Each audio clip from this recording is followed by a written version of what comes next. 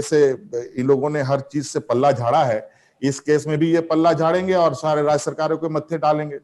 मुख्यमंत्री हेमंत सोरेन ने एक बार फिर केंद्र सरकार पर तीखा हमला किया है। उन्होंने कहा कि कोरोना के आड़ में केंद्र मनमानी कर रहा है, इससे केंद्र और राज्यों के बीच के संबंध खराब होने के कगार पर हैं।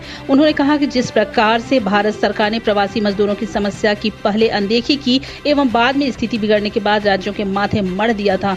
मुख्यमंत्री ने कहा कि महीना से ऊपर लग गया था केंद्र सरकार को मजदूरों की समस्या स्वीकार करने में। हम लगातार मांग कर रहे थे कि इनकी वापसी की व्यवस्था की जाए, पर इन्हें समस्या दिख ही नहीं रही थी। उन्होंने कहा कि थाली बजवाने और दिया जलाने में केंद्र ने लोगों को उलझाए रखा। आत्मनिर्भर भारत के नाम पर केंद्र सरकार सिर्फ एक काम सही से कर रही है और वह है सार्वजनिक इकाइयों को बेचने का काम। देश में लगभग 45 सार्वजनिक कंपनियों को बेचने की तैयारी है। उन्होंने कहा कि भारतीय रेलवे का निजीकरण तीव्र गति से किया जा रहा है। सभी समस्याओं का हल इन्हें निजीकरण में ही दिखता है। जनता के बीच में जो अपने राज्य में देख रहा हूं, रेलवे के निजीकरण के खिलाफ काफी आक्रोश है। केंद्र सरकार राज्यों के हिस्से की जीएसटी की राशि भी देने में आनाकानी कर रही है। वित्त की स्थायी संसदीय समिति के समक्ष इस संदर्भ में केंद्र सरकार ने अपनी असमर्थता जताई है। उन्होंने कहा कि केंद्र राज्य संबंध मेरे हिसाब से कोविड-19 का अगला शिकार दिख रहा है।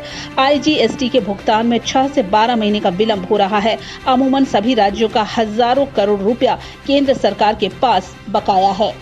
और ये लोग तो जिस तरीके से आए दिन कभी सरकार को परेशान करो, कभी उस सरकार को परेशान करो, कभी इस विधायक को परेशान करो, कभी उस मिनिस्टर को परेशान करो, इसी में फंसा करके हम लोगों को माइंड डाइवर्ट करते हैं और हम लोग को इनके मेन मुद्दे से हम भटक जाते हैं। कोयला वाले घरों को रोशन तो करते ही हैं, बच्चों का भविष्य भी संवारते हैं।